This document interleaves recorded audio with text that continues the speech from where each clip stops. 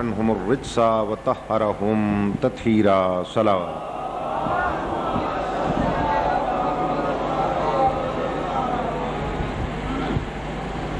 اما بعد فقد قال الله تبارك وتعالى في كلامه المبين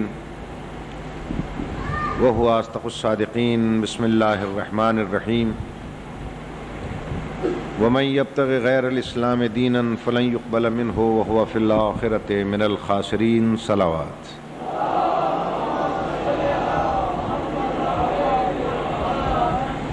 خداوند عالم آپ حضرات کی اس جلیل القدر عبادت کو قبول فرمائے اور تمام بیماروں کو شفائے کاملہ و عاجلہ عطا فرمائے. جو ذاکرین اہل عزا زمانے کی چیرہ دستیوں سے شہید ہو گئے، خداوند عالم انہیں اعلیٰ علیین میں جگہ عطا فرمائے. میں دوستان عزیز، جیسا کہ برادر محترم جناب ملک کاظم صاحب نے ارشاد فرمایا، میرے سینے میں ابھی اتنا دمخم نہیں ہے کہ میں پوری قوت سے آپ حضرات سے خطاب کروں. میں مختصر سے وقت میں شریک عبادت ہونے کے لیے اس آیہ مبارکہ کہ جس کو میں نے تلاوت کرنے کا شرف حاصل کیا کہ ذیل میں کچھ باتیں عرض کر کے اجازت لوں گا، جس میں خداوند عالم ارشاد فرما رہا ہے کہ اگر اسلام کے علاوہ کوئی نظام حیات لے کر آئے گا تو اللہ کے نزدیک وہ قابل قبول نہیں ہوگا،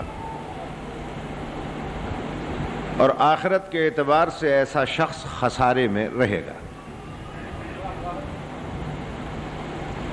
اللہ کا چونکہ پسندیدہ دین اسلام ہے، وہ دین کہ جس پر ہم سب کو فخر ہے، جس پر ہم سب کو ناز ہے، جس کے ہم سب ماننے والے ہیں،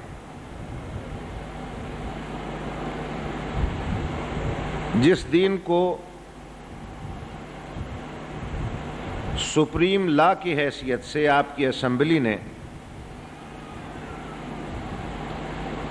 آج منظور کیا ہے، لیکن ہم غلامان آل محمد صدیوں سے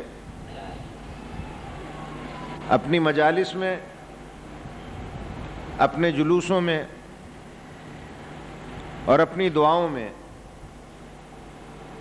اس حقیقی اسلام کے ہمیشہ سے داعی بھی رہے ہیں، عامل بھی رہے ہیں.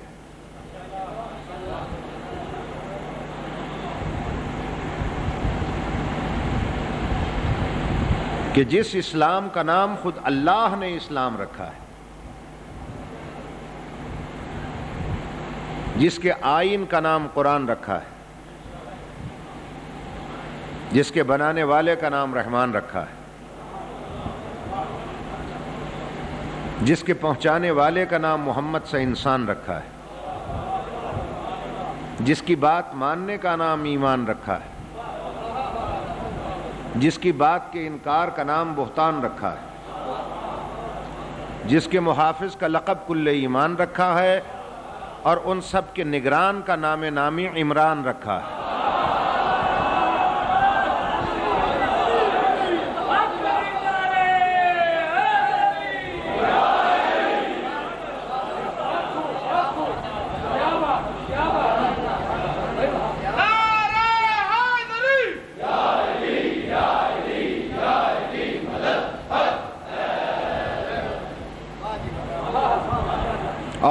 سب کے مخالف کا لقب شیطان رکھا ہے۔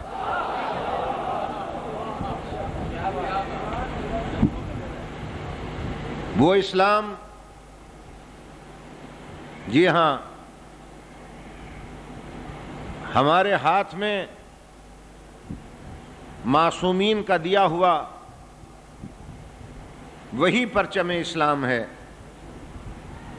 اور وہی حقیقی اسلام ہے، اسمبلی سے پاس ہونے کے بعد نہیں،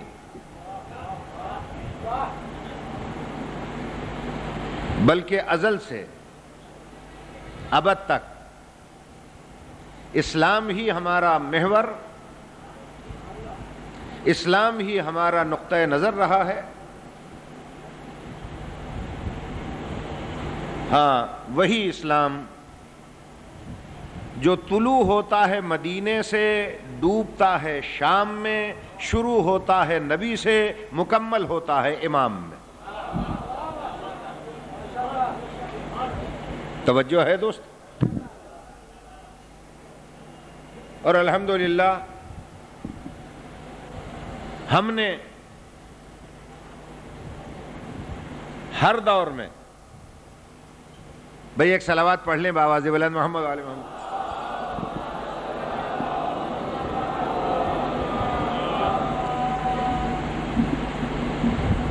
جب کوئی مولا کا مدعا آئے تو ذرا اسے رستہ بھی دیا کیجئے اور صلوات کی چھاؤں میں پہنچایا کریں اسے۔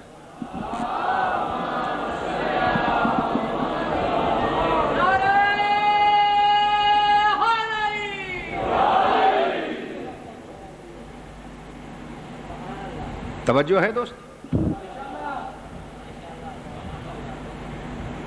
ہمارے عرض کرنے کا مقصد یہ ہے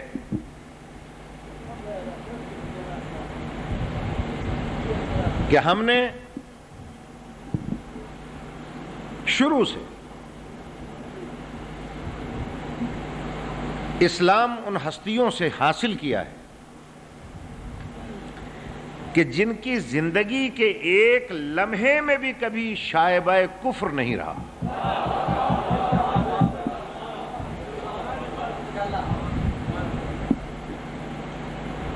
نہ جن کے آباء و اجداد کی زندگی میں، چاہے وہ ہاشم ہوں، چاہے وہ عبد المطلب ہوں، چاہے وہ جناب عبداللہ ہوں، چاہے وہ جناب ابو طالب۔ اس لیے کہ ان ہستیوں کے بارے میں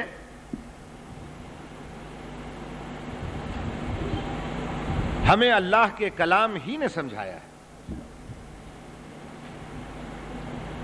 کہ وَإِن يَكْفُرْ بِهَا هَؤُلَاءِ، میرے حبیب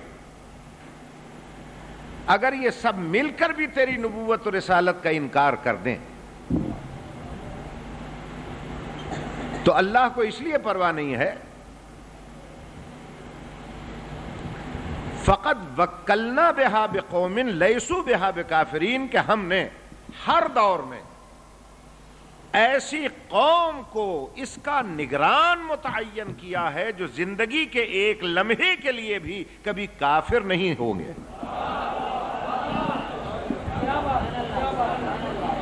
توجہ ہے دوستو؟ یہ نہیں، چاہے وہ عبد المطلب ہیں، چاہے وہ جناب ابو طالب ہیں۔ عزیزان محترم، ہم بجائے اس کے کہ ان سے حقیقی معنوں میں اسلام حاصل کریں، ہم تو اس بحث میں پڑ جاتے ہیں کہ یہ مسلمان تھے کہ نہیں تھے، جناب عبد المطلب، جناب ابو طالب، یہ سب آباء و اجداد ہیں ہمارے معصومین کے۔ بلکہ میں تو اب دست بستہ گزارش کروں گا کہ جب آپ کا سپریم لا ہی اسلام ہو گیا ہے تو آپ اسی اسلام کی خاطر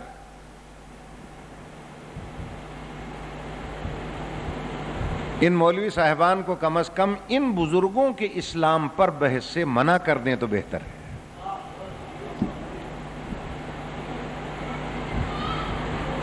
بہتر ہے کہ وہ ابو طالب کے اسلام پر اب بحث نہ کریں.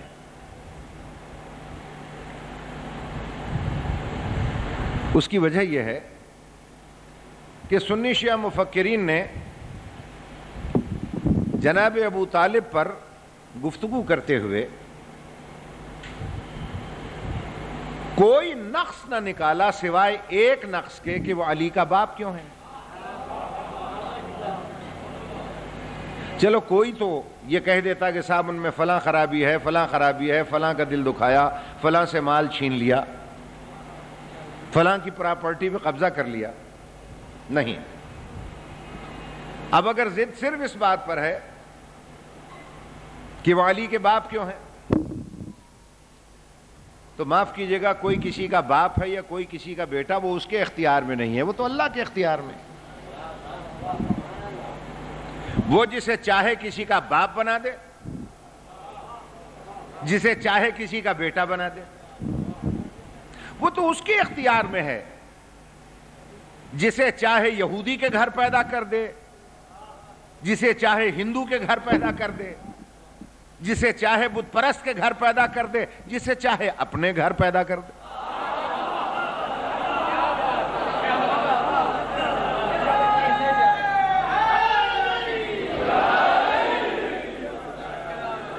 توجہ ہے یا نہیں؟ عزیزان محترم، میں نے جیسا کہ عرض کیا اتنا دم خم نہیں ہے کہ میں پوری تفصیل میں جا سکوں. بے سوچے سمجھے میں نے بات چھیڑ دی ہے. صرف اتنا میں گزارش کر کے اور بیان سمیٹنے کی کوشش کروں گا کہ اب اسلام کا دامن بہت وسیع ہے دوستو، تو دل کو بھی اتنا ہی وسیع کیجئے. دیکھیے ابو طالب کی ذات کے ساتھ یہ نہیں ہے کہ صرف شیعوں ہی کو ایک لگاؤ ہے، نہیں، بلکہ شیعہ اور سنی دونوں کا ابو طالب سے ایک بڑا نازک رشتہ ہے. وہ نازک رشتہ کیا ہے؟ اتفاق کی بات ہے کہ وہ ایسے بیٹے کا باپ ہے جسے ایک فرقہ اپنا پہلا امام سمجھتا ہے، دوسرا فرقہ چوتھا اور آخری خلیفہ سمجھتا ہے، اور دونوں کا گزارا ابو طالب کے بیٹے کے بغیر نہیں ہوتا. توجہ کیجئے گا، یعنی شیعوں کا پہلا امام ہے ابو طالب کا بیٹا، برادران اہل سنت کا چوتھا اور آخری خلیفہ ہے. اس لیے پانچواں کوئی خلیفہ راشد ہے ہی نہیں سوائے ابو طالب کے بیٹے. تو کم از کم ابو طالب کی اہمیت کو اس زاویے سے سمجھنے کی کوشش کیجئے کہ ابو طالب اس مومن کامل کا نام ہے کہ شیعوں کا دین شروع ہوتا ہے ابو طالب کے بیٹے سے، سنیوں کا مکمل ہوتا ہے ابو طالب کے بیٹے پہ.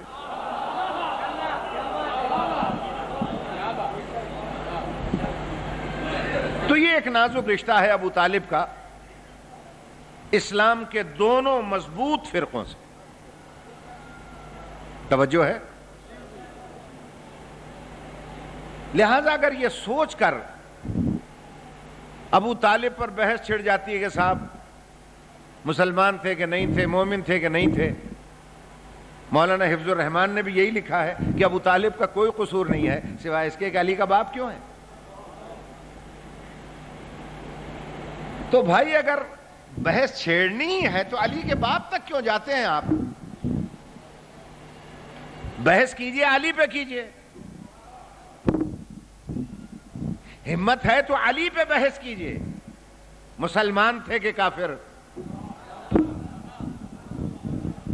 بحث کرنی ہے تو علی پہ کیجئے. کنجوس تھے کہ سخی؟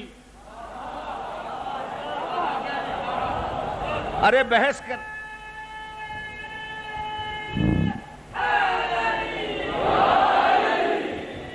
بحث کرنی ہے تو علی کے باپ تک کیوں جاتے ہیں؟ بحث کرنی ہے تو علی پہ کیجئے کہ ایک رکعت سے دوسری رکعت تک قدم جانے میں پورا قرآن ختم کرتا تھا، یہ ساری زندگی ایک چھوٹی سی سورت یاد نہ کر سکا.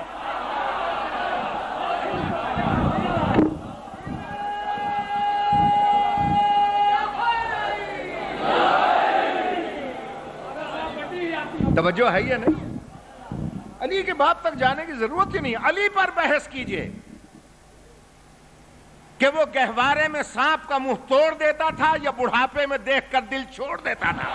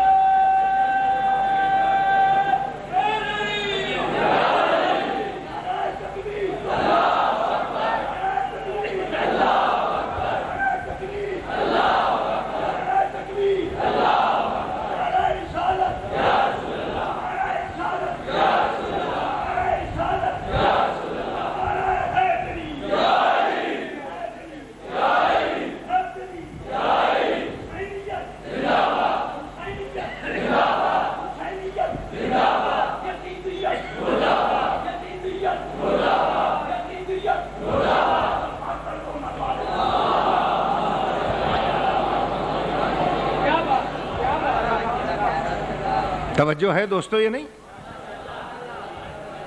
ارے بھائی جب بحث کرنی ہے تو علی پہ کیجئے، علی کے باپ تک کیوں جاتے ہیں؟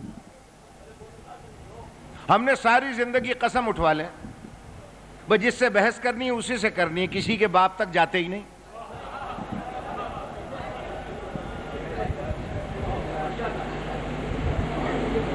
اور اگر علی کے باپ پر بحث کا دروازہ بند نہ ہوا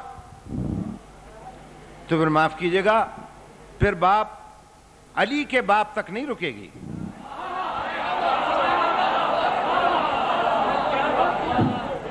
میں توجہ چاہتا ہوں. پھر بحث کا دروازہ علی کے باپ پہ بند نہیں ہوگا، ہر ایک کے لیے کھل جائے گا. اس کا باپ کیا تھا، اس کا باپ کیا تھا، اس کا باپ کیا تھا، اس کا باپ کیسا تھا. علی تو اس اعتبار سے خوش نصیب ہے کہ چلو علی کا باپ تو ہے.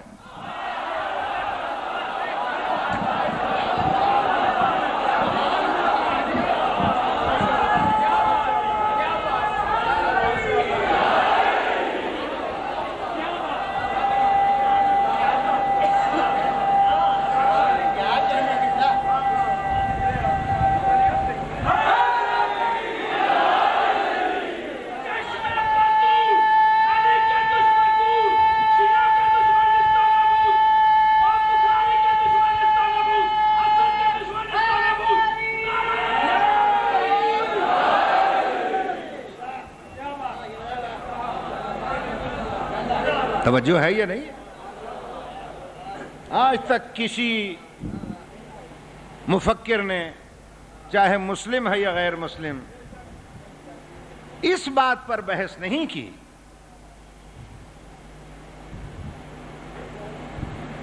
کہ ابو طالب علی کا باپ نہیں ہے. علی تو خوش نصیب ہے کہ ابو طالب کی شکل میں علی کا باپ تو ہے اور ایک ہے.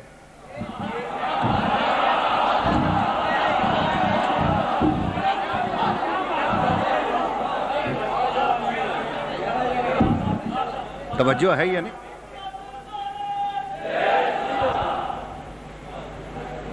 ورنہ تاریخ میں تو بڑے بڑے نام نکلیں گے. طالب علم کی حیثیت سے کس کس نام کا میں تجزیہ کروں گا اور کس کس نام کو میں تاریخ سے نکالوں گا. ورنہ پوچھنے والا پوچھے گا ابن کثیر کے کیا معنی ہے،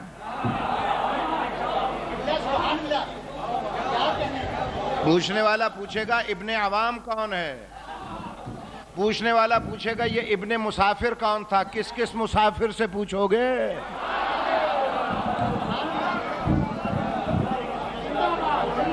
توجہ ہے دوستو یہ نہیں ہے؟ یاد رکھیے کہ جس ابو طالب کے بارے میں قرآن آواز دے کر کہے،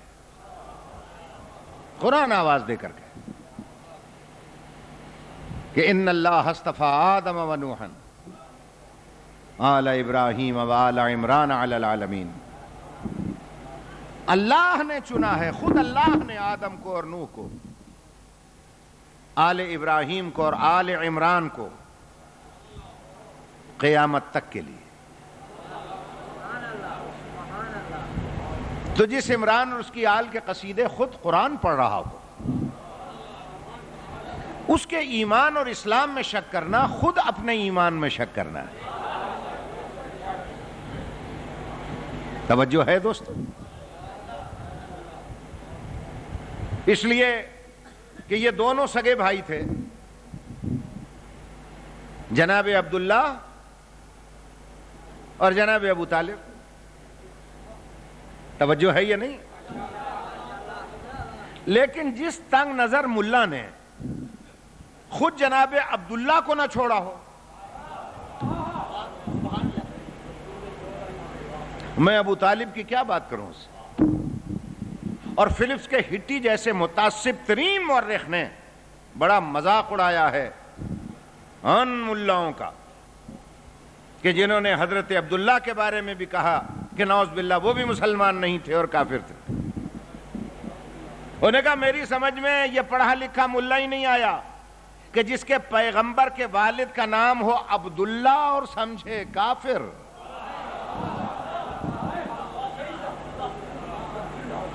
توجہ ہے دوستو یہ نہیں؟ عبد الشمس ہوتا، عبد اللات ہوتا، عبد المنات ہوتا. بس عزیزوں میں اس سے زیادہ اب میں زحمت بھی نہیں دینا چاہتا. جناب چودھری صاحب شجر حسین صاحب بھی تشریف فرما ہے. میں صرف جناب عبداللہ کے بارے میں اتنا میں عرض کر دوں آپ کی خدمت میں، کم از کم اس صدی کے مسلمان کو، اس دور کے مسلمان کو پیغمبر اکرم کے والد گرامی کے ایمان پر تو شبہ نہیں ہونا چاہیے. جی ہاں، اس کی وجہ یہ ہے اخبارات کی فائلیں گواہ ہیں، پڑھ کے دیکھیے. آج بھی میرے پاس نوائے وقت کے تراشے موجود ہیں. آج بھی میرے پاس الثورہ عربی اخبار کا تراشا موجود ہے کہ آج سے 15 سال پہلے کی بات ہے، زیادہ وقت نہیں گزرا ہے، 10 ہے یا 15 سال زیادہ سے زیادہ، جب مسجد نبوی کی توسیع ہو رہی تھی تو جناب عبداللہ کی قبر آ رہی تھی بیچ میں. بزرگوں کو یاد ہوگا، آپ نے خود پڑھا ہوگا. تو گورنمنٹ نے آرڈر دیا کہ اس قبر کو کھود دیا جائے. یہ گورنمنٹ نے کیوں کہا کھود دیا جائے؟ اس لیے کہ گورنمنٹ کے ذہن میں یہ بات تھی کہ 1500 سال گزر گئے ہیں جناب عبداللہ کو دفن ہوئے، جب کچھ نکلے گا ہی نہیں تو ہمارے علماء حق و جانب ثابت ہوں گے کہ جب باپ نہیں ہے تو بیٹا کہاں سے ہوگا؟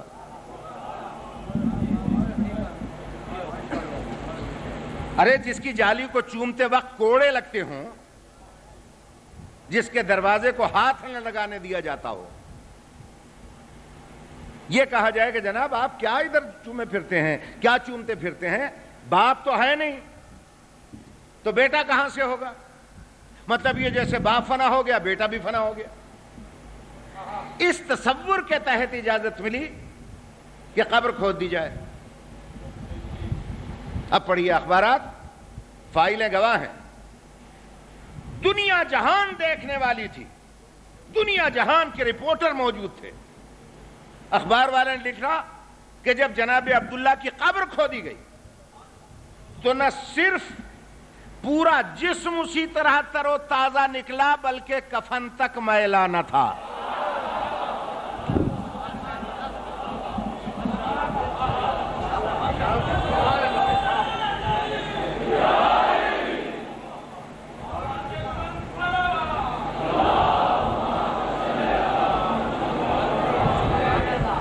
ارے میں علی کے باپ کی بات نہیں کر رہا ہوں، جس پیغمبر کا دنیا کلمہ پڑھتی ہے اور جس کا نظام اسلام آج یہاں پر نافذ ہو چکا ہے، اس پیغمبر اکرم کے والد گرامی کی بات کر رہا ہوں. اور پھر اسی گورنمنٹ کے افراد نے جنت البقیع میں اپنے ہاتھوں سے دفن کیا. کن کو دفن کیا؟ جناب عبداللہ کو، جس کے لیے مولوی صاحبان ساری زندگی کہتے رہے کافر کی قبر ہے، کافر کی قبر ہے، اور جس کے لیے روایتیں سنائی جاتی رہیں کہ جب حضور معراج پہ جا رہے تو دیکھا جہنم میں نعوذ باللہ والدین جل رہے تھے، تو اللہ سے کہا یا اللہ یہ کیا ہو رہا ہے؟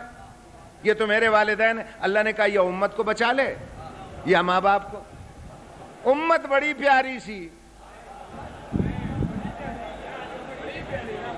سرکار نے کہا یا اللہ امتی امتی، میری امت کو بخش دے۔ ماں باپ کی پرواہ نہیں ہے کہ وہ جہنم میں ہے۔ اسے کہتے ہیں وقت کا تماچا۔ اللہ نے کہا جس کو ساری زندگی تم نے جہنم میں ثابت کیا ہے، اگر میں 14ویں صدی کے اختتام پر تمہارے ہاتھوں سے جنت میں نہ رکھوایا تو اللہ میرا نام بھی نہیں ہے۔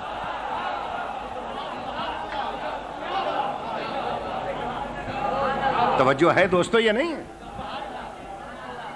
جناب عبداللہ کے بارے میں اخبارات کی رپورٹ یہ ہوئی کہ کفن تک میلا نہ تھا۔ میں کہتا ہوں بڑے بڑے علماء کرام بحث کے لیے تیار ہیں اور بڑے بڑے چیلنج آتے ہیں، کبھی شرعی نظام کے لیے، کبھی اسلامی نظام کے لیے۔ مخالفت ہی اگر کرنا مقصود ہے تو کبھی جناب عبداللہ کے لیے، کبھی کسی کے لیے، کبھی کسی کے لیے، اور اخبارات میں اعلان ہوتا ہے آؤ مباہلہ کر لیں، آؤ مناظرہ کر لیں۔ میں کہتا ہوں خدا کے لیے اس ملک پر رحم کیجئے، نہ مباہلہ کیجئے نہ مناظرہ کیجئے۔ میری ایک تجویز ہے، مان لیجئے، دودھ کا دودھ اور پانی کا پانی ہو جائے گا۔ آپ اس طرح کیجئے، ہمارے ساتھ چلیے، کہاں تفسیریں پڑھائیں گے، کہاں کتابیں دکھائیں گے، کس مولوی سے بحث کریں گے؟ بحث کرنے کی ضرورت نہیں ہے۔ جناب عبداللہ کی مثال سامنے ہے، بجائے مناظرہ اور مباحثہ کرنے کے چلیے ایک ایک قبر کو کھود کر وہاں دیکھ لیتے ہیں، جو صحیح سالم نکل آئے اس کے ہاتھ پہ بیعت کر لو، جو نہ ملے لخ لعنت کر کے پیچھے ہٹ جاؤ۔ مناظرے کی ضرورت ہے۔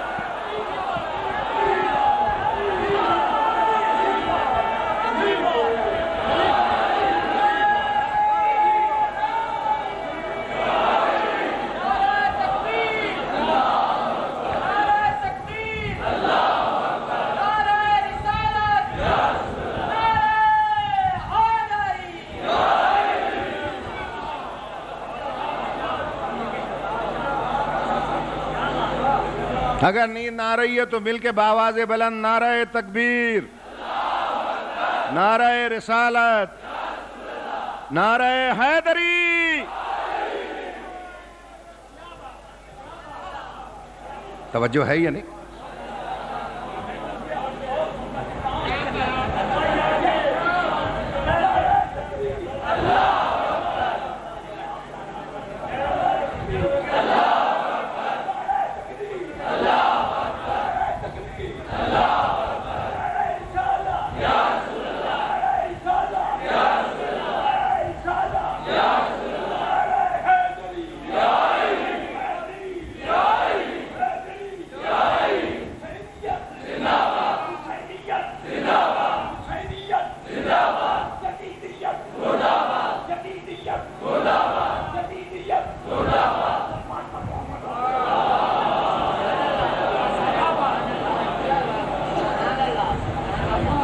دیکھیے سعودی عرب کے اخبارات اٹھا کر تلاش کیجئے اخبارات کی فائلوں میں، جناب عبداللہ کے بعد کتنے ایسے جلیل القدر صحابہ کی قبریں کھودی گئی،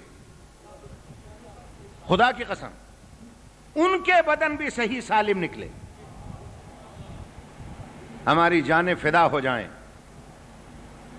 اس صحابی پر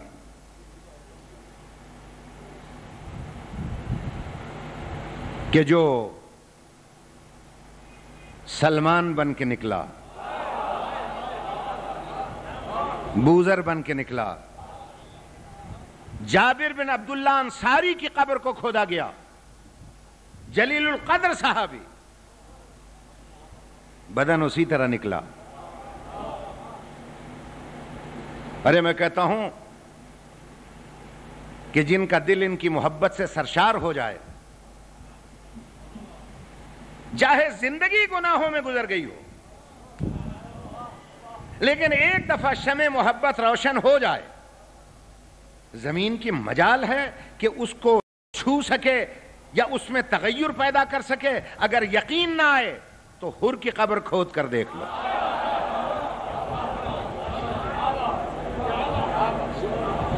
جناب حر کی قبر بھی کھودی گئی، جب رومال زہرا کو کھولا گیا تو خدا کی قسم تازہ خون نکل آیا. اسی طرح معلوم ہوتا ہے آج سویا تھا. دنیا کا مانا ہوا گنہگار، دنیا کا مانا ہوا خطا کار، اس سے بڑا کون مجرم ہوگا، اس سے بڑا کون خطا کار ہوگا. گھیر کے لایا ہر، خیمے اکھڑوائے ہر نے، لگام میں ہاتھ ڈال کے کھینچا ہر نے، دشمن کی فوج میں صبح تک بیٹھا رہا ہر. اور جب مولا کا رستہ روک کر لگام میں ہاتھ ڈال کے کھینچا تھا اور کہا آپ نیچے اتریں، تو مولا نے صرف اتنا فقرہ کہا تھا، میں سمجھ گیا تو مجھے گرفتار کرنا چاہتا ہے، لیکن گرفتار بعد میں کرنا، پہلے میرے سوال کا جواب دے دے. یہ بولتے وقت تیری زبان میں لکنت کیوں ہے؟ کہا بہت دور سے پیچھا کر رہا ہوں، پانی نہیں ملا. کہا اچھا پھر اس طرح کر، پہلے پانی پی لے پھر گرفتار کر لینا. واہ رے لجپال حسین. عباس بھائی سے کہا مشکوں کے منہ کھول دو، مشکوں کے منہ کھل گئے. ایک ایک ہاشمی نے ایک ایک ہر کے سپاہی کو پانی پلایا. کہا مولا اب بھی پانی بہت بچ گیا. کہا کوئی بات نہیں، یہ جو گھوڑے ہیں یہ بھی تو جاندار ہیں، یہ گرمی میں یہ بھی پیاسے ہیں، باقی ان کو پلا دو. کہا مولا اب بھی پانی بچ گیا. کہا اچھا یہ جو سپاہی ہیں ان کی زرہیں تب گئی ہوں گی، باقی پانی ان کی زرہوں پر چھڑک دو. سرکار غازی نے کہا مولا اب بھی پانی بچ گیا. کہا پھر اس طرح کرو کہ یہ جو گھوڑے ہیں نا ان کے سم یہ تپ گئے ہوں گے، باقی ان کے سموں پر چھڑک دو.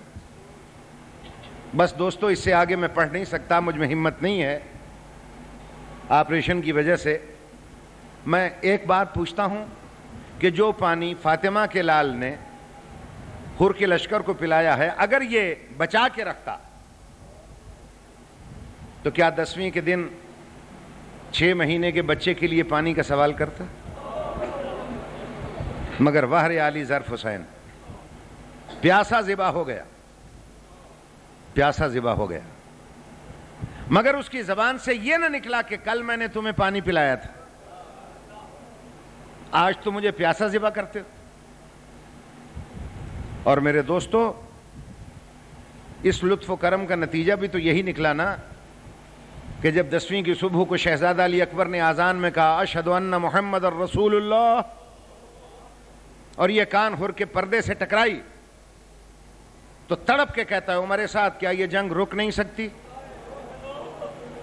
کہا نہیں ہر، گھیر کے تو لایا ہے، پہلا حملہ بھی تو کرے گا. اٹھتا ہے تو اٹھا نہیں جاتا، بیٹھتا ہے تو بیٹھا نہیں جاتا. بڑی مشکل سے کمر پکڑ کے اٹھا، اپنے خیمے کی طرف چلا. خیمے سے جوان بیٹا نکل رہا تھا علی ابن ہر، باپ کو آتا دیکھ کر منہ موڑ لیا. ہر نے دونوں بازو پکڑ کر کہا بیٹا آج ادب بھول گیا، سلام بھول گیا. دونوں ہاتھ مل کے کہتا ہے بابا ادب اور سلام کا وقت گزر گیا. کہا کیوں؟ کہا میں نے تجھے منع نہیں کیا تھا لگام میں ہاتھ نہ ڈال، میں نے تجھے روکا نہیں تھا کہ رستہ نہ روک. اب جسے گھیر کے لایا ہے نا وہ زندہ بچتا نظر نہیں آتا. یہ کہہ کر باپ کا بازو پکڑ کے کچھ دور آگے لے گیا، سامنے سیاہ خیموں کی طرف اشارہ کر کے کہا بابا قسم ہے تجھے مدینے والے محمد کی، بتا یہ کن کے خیمے؟ اس کی زبان سے نکل گیا جنہوں نے ہمیں پانی پلایا تھا. کہا پانی کا احسان یاد ہے کہ یاد ہے؟ بیٹے نے کہا اچھا ذرا کان لگا کر سن، کوئی آواز آ رہی ہے؟ اب جو آوازیں سنی تو خدا کی قسم کھڑا نہ رہ سکا، جگر پکڑ کے بیٹھ گیا. کوئی آواز آ رہی تھی اماں پانی، کوئی آواز آ رہی تھی چچا پانی، کوئی آواز آ رہی تھی پھوپھی پانی. کہا بس بیٹا بس، میں اب مرنا چاہتا ہوں، جینا ہی نہیں چاہتا. آگے بیٹا پیچھے ہر گھوڑے پر قریب گیا، گھوڑے سے اترا نہیں، گر گیا. بیٹے سے کہا ایک رومال کس کے میرے ہاتھ باندھ دے، میں نے انہی سے گستاخی کی تھی لگام کھینچنے کی. ایک رومال کس کے میری آنکھوں پہ پٹی باندھ دے، میں مولا سے آنکھیں نہیں ملا سکتا۔ خدا کی قسم یہ کہہ کر آگے بڑھا، گھوڑے سے اترا نہیں، گر گیا۔ اگر کوئی ہم جیسا ہوتا کہتا چل میاں چل، اب کیا کرنے آیا ہے؟ مگر انبیاء کے بھی دل کی دھڑکنیں بڑھ گئیں جب دنیا نے یہ منظر دیکھا، ادھر سے گناہگار چلا، ادھر سے رحمت الہی چلی۔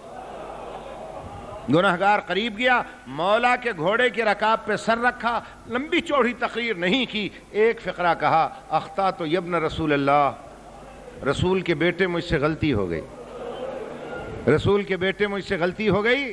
اور رسول کے بیٹے نے ایک ہاتھ ماتھے پہ رکھا، ایک ہاتھ داڑھی پہ رکھا، بسم اللہ کر کے چہرہ اٹھایا، ماتھا چوم کر کہا، بھائی حر ہم نے معاف کیا۔ بس جیسے ہی کہا بھائی حر ہم نے معاف کیا، جلدی سے اکبر گھوڑے سے اترے، کہا چچا حر میرا سلام۔ قاسم اترے، چچا حر میرا سلام۔ حبیب نے کہا مبارک ہو، میں بچپن کا ساتھی تھا، مجھے تو حسین نے بھائی نہیں کہا، تو ابھی ابھی آیا اور بھائی بھی بن گیا۔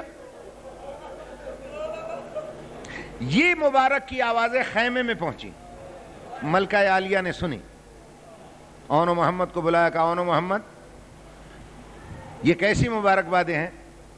چھوٹے شہزادے نے کہا اماں وہ جس نے رستہ روک کے لگام کھینچی تھی وہ مجرم آیا ہے۔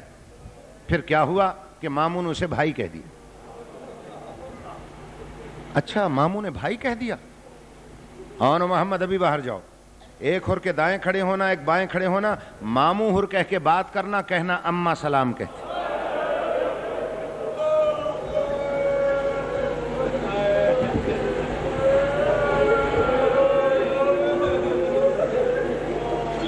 جیسے ہی سلام کیا حر کا چہرہ ہلدی کی طرح زرد ہو گیا۔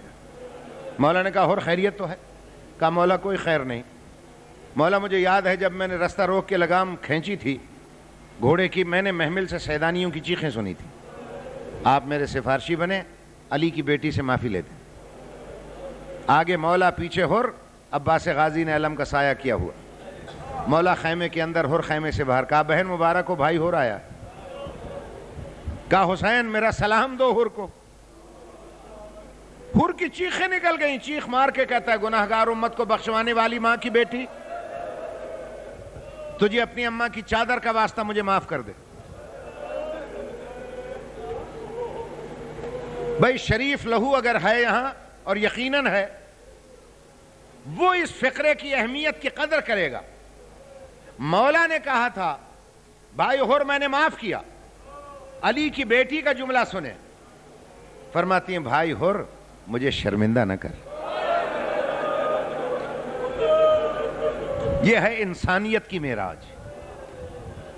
گناہگار معافی مانگے، کریم شرمندہ ہو رہا ہو، اور یہ کہہ کر میری شہزادی کی آنکھوں سے جو آنسو بہے، مولا حسین نے کہا بہن آج تو بھائی آیا ہے، روتی کیوں ہے؟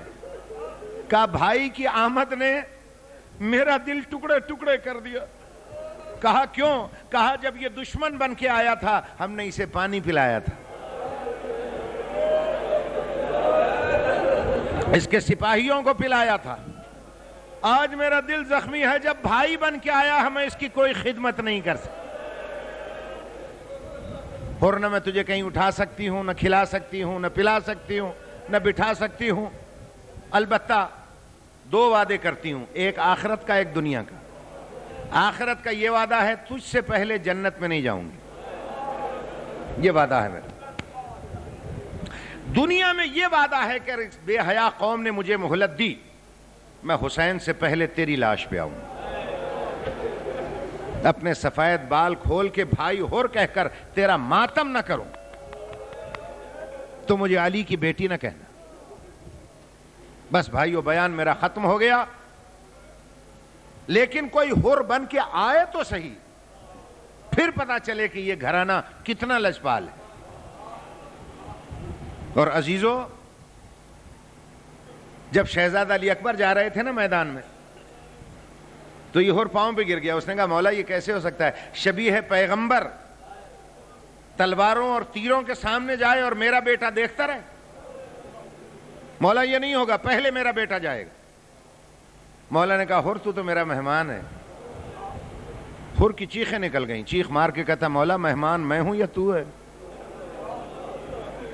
خدا کی قسم زبردستی اجازت لی اور بیٹے کو بھیج دیا. بیٹا گیا, لڑا, زخمی ہوا, گرا, بیان ختم ہوا میرا. اور نزا کے عالم میں باپ کو آواز دی, بابا میری لاش پہ آ. مولا کو آخری سلام کیا, باپ کو بلایا.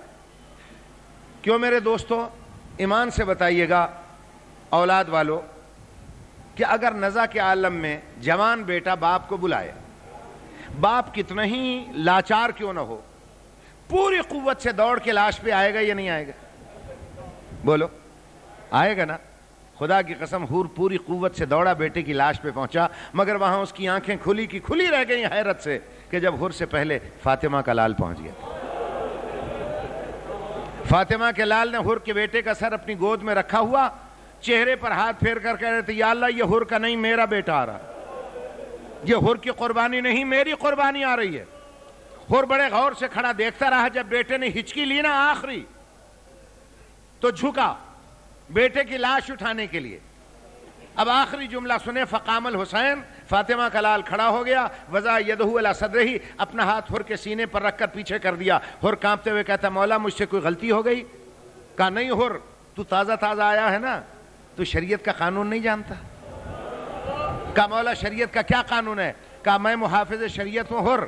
شریعت کا قانون یہ ہے کہ کوئی باپ جوان بیٹے کی لاش نہیں اٹھاتا حور.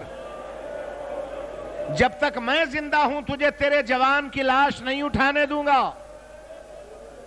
عزادارو بیان میرا ختم ہو گیا. کربلا کی طرف رخ کر کے صرف اتنا پوچھ لو کہ کربلا کے مظلوم, یہ فقرے جو تو نے حر سے کہے تھے اکبر کی لاش اٹھاتے وقت کتنے یاد آئے؟